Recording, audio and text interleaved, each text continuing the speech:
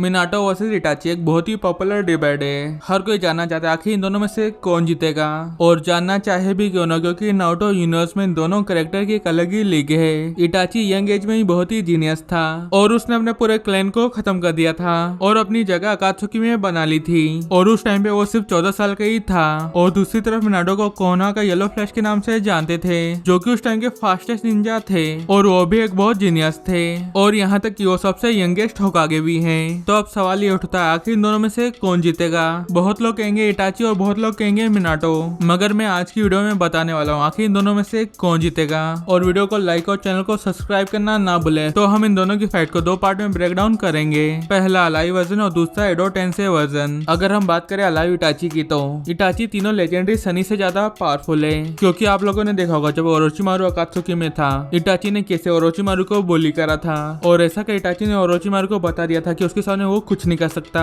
जिसके बाद ओरोचिमारू सासकी के पीछे लग गया था, क्योंकि ओरोचिमारू को पता चल गया था वो इटाची के सामने कुछ नहीं कर सकता। और हमने बहुत पहले नारुतो के पार्ट 1 में देखा है इटाची ने कैसे कम्प्लीटली एम्बेरस किया हाई लेवल जोनी लाइक काकाशी को, और उसके साथ साथ कुरानाई और आसुमा को भी। इसके अलावा हमें अलाइव इटाची के बारे में इतना कुछ ज्यादा तो नहीं पता। हाँ, इटाची सासकी के साथ फाइट कर रहा था और वो उसमें मारा गया था, और हम सबको पता है वो उस फाइट में सासकी को किल नहीं करना चाहता था, क्योंकि अगर वो चाहता तो किल कर चुका होता, और इटाची ओबितो के लिए एक बहुत बड़ा थ्रेट था। तो इटाची की स्किल्स हाई लेवल है, उसका गेंजुत्सु तो आपको पता ही है, जो कि one of the top genjutsu में आता है, क्योंकि आप लोगों ने देखा होगा इटाची ने कैसे अपना गेंजुत्सु यूज कर ओरोचिमारू को कैसे डिसरिस्पेक्टफुल किया था। हालांकि इटाची और किसा में जिराया के सामने भाग गए थे, इसका मतलब ये नहीं कि जिराया दोनों को एक साथ टेक डाउन कर सकता है। ऑफ कोर्स इटाची इस टाइम में जिराया के साथ फाइट नहीं लेना चाहता था किसी रीजन से। तो अब बात करते हैं कैसे अलाइव इटाची अलाइव मिनाटो के सामने फाइट करता, जो कि हम सबको पता है मिनाटो तीनों लेजेंडरी सनी से सुपीरियर है, उनकी रिस्पेक्ट भी करता है। अलाइव इटाची की तरह अलाइव मिनाटो की भी हमें बहुत ही कम फाइट देखने को मिली है।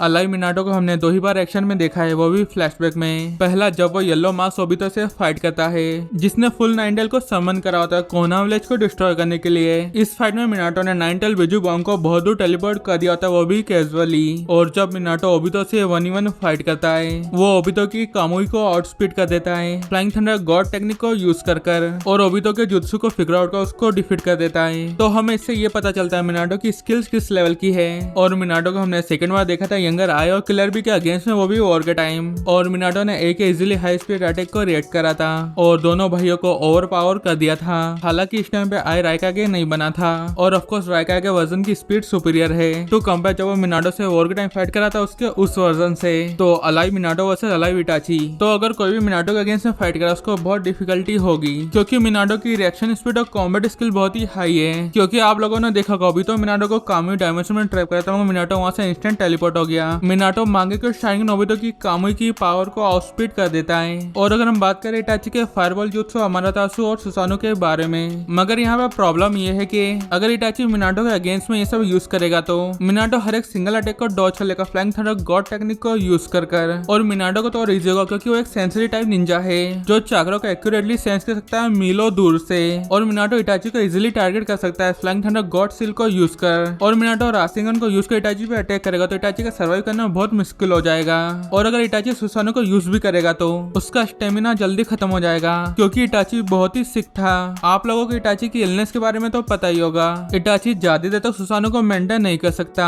और हम सभी को पता है मिनाटो इटाची दोनों कैरेक्टर कॉम्बैट जीनियस है, और हम इन दोनों की कॉम्बैट स्किल्स को देख के इक्वल भी मान ले तो बाकी चीजें मिनाटो के फेवर में ही जाएगी। और उससे पहले आप इटाची के गेंजुत्सु के बारे में बात करो, मिनाटो को इतना बेवकूफ नहीं कि ऊंचिया से अगेंस्ट में आई कांटेक्ट कर फाइट करेगा, और वो एक सेंसरी टाइप निंजा है उसके लिए और इजी होगा। और मिनाटो गेंजुत्सु में फंस सकता है, डेफिनेटली अभी तो मिनाटो के अगेंस्ट में यूज करता, तो इटाची मिनाटो को गेंजुत्सु में ट्रैप करे ये बहुत मुश्किल है। तो मिनाटो डेफिनेटली इटाची के अगेंस्ट में बिना आई कांटेक्ट करे फाइट करेगा, और अगर इटाची अपनी डेथ को रिराइट भी करेगा इज़नागी को यूज करके तो सिचुएशन और भी बेकार हो जाएगी। इटाची अपनी एक आई की पावर को खो देगा और ज्यादा वीक हो जाएगा, क्योंकि जैसा कि मैंने आप लोगों को बताया मिनाटो एक सेंसिटिव टाइप निंजा है और वो चाकरों को एक्यूरेटली सेंस कर सकता है। तो इटाची इज़नागी को यूज कर अपने को रिवाइव भी करेगा तो मिनाटो इटाची का चाकरा सेंस कर सकता है और उसके बाद रिजल्ट सेम होगा। तो अब बात करते हैं एडो टेंसे फॉर्म में फाइट कैसे जाएगी। तो एडो टेंसे फॉर्म में डेफिनेटली ये दोनों कैरेक्टर काफी स्ट्रॉन्ग है, क्योंकि इस फॉर्म में इटाची के पास बेटर स्टेमिना है और उसकी इलनेस भी जा चुकी है, और मिनाटो के पास इंटायर हाफ नाइनटल पावर है। इसका मतलब है वो बेस्ट फॉर्म पे KCM2 भी यूज कर सकता है। तो क्या इन दोनों के फाइट के बीच का रिजल्ट चेंज होगा? ऑब्वियसली नहीं। हाँ, मगर एडो टेंसे इटाची की स्पीड काफी बढ़ गई है केसीएम और नारुतो इटाची एक दूसरे के अटैक्स को ट्रेड कर रहे हैं। उसके बाद इटाची सेजमोन काबुटो को ईएसएम सासी की मदद से डिफीट करता है और दूसरी तरफ मिनाटो उसकी बेस फॉर्म में 10 टेल के बिजुगोंग को टेलीपोर्ट कर देता है इंस्टेंट।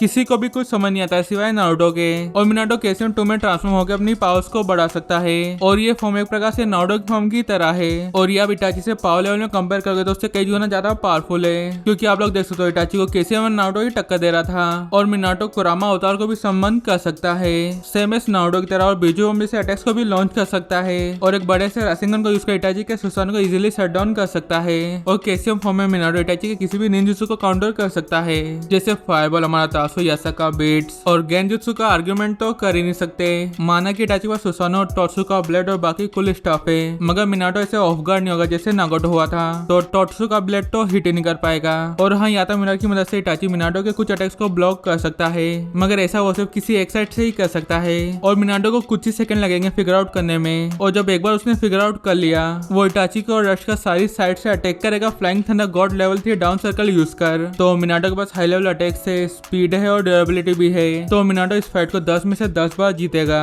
हाँ, मगर थोड़ा बहुत कम ज्यादा डिफिकल्टी होगा, मगर वो हर बार जीतेगा। इटाची का मिनाटो के अगेंस्ट में कोई चांस नहीं है और आप लोग जो भी समझो, मगर ट्रूथ यही है। तो इस वीडियो के लिए बस इतना ही। और आप लोगों को क्या लगता है आप लोग कमेंट में लिख के बता सकते हैं और वीडियो को लाइक और चैनल को सब्सक्राइब करना ना भूलें। फिर मिलते हैं नेक्स्ट वीडियो में, तब तक के लिए बाय बाय।